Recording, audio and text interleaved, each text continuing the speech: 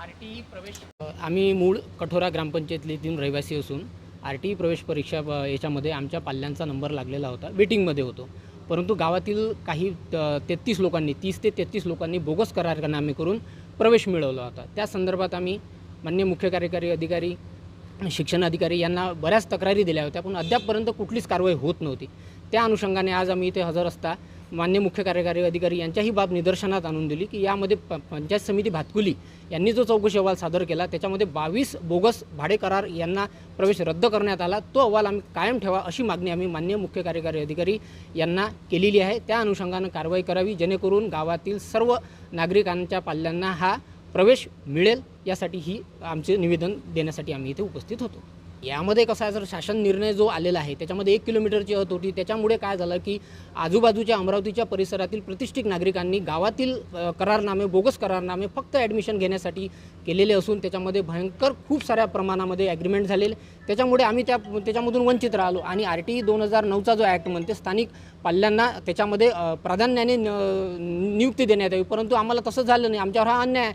जर बाहेरून जर गावातील नागरिकावर अन्याय होत असेल तर गावातील सगळ्या नागरिकांनी, मी आवाहन करतो कठोरा ग्रामपंचायतमधील सगळ्या नागरिकांना की यानंतर आपण ॲग्रीमेंट देताना आपल्या पाल्यांचा विचार करावा जेणेकरून सगळ्या गावाल्यांच्या पाल्यांचा त्याच्यामध्ये प्रवेश होईल, सगळ्यांना प्रवेश मिळेल.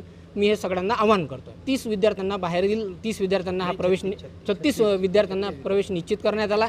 वारंवार आमची मागणी आहे की त्यांचं पुढे पडताळणी करा, पोर्टलवर चढू नका. पण शिक्षण विभाग कुठल्याच प्रकारची माहिती आम्हाला देत नाही. त्याच्यामध्ये पैशाचा व्यवहार भरपूर झाला. ही बाब सुपरिचित आहे. 50-50 हजार रुपये अँटी करप्शन मार्फत पकडले गेले आणि याच्यामध्ये भरपूर सारे आणखीन अधिकारी असू शकतात. याची चौकशी पोलीस विभागानं करावी, आम्हाला त्यांची पण मागणी आहे.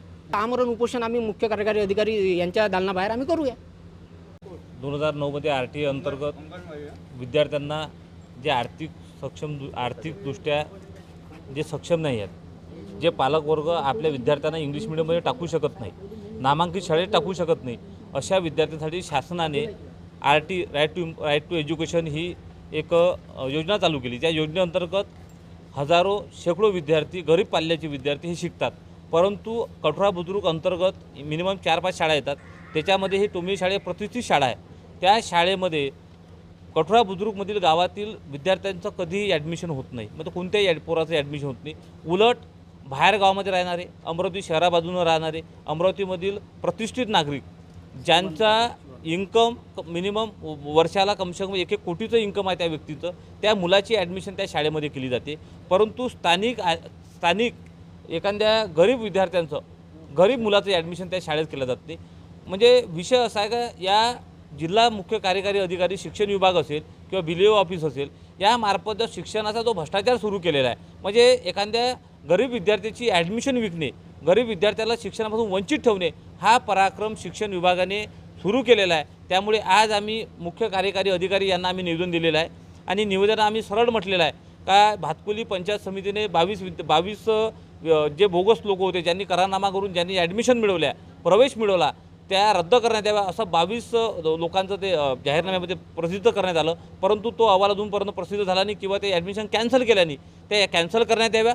अन्यथा येणाऱ्या काळामध्ये कठोरा बुद्रुक ग्रामपंचायतच्या हद्दीतील जेवढे काही नागरिक पाल्य असतील, आपल्या मुलाला घेऊन इथे आम्ही आमरण उपोषण करू आणि ते जर त्यांनी मान्य नाही केलं तर हे जनहित याचिका आम्ही याच्या विरोधात हायकोर्टामध्ये सादर करणार आहोत.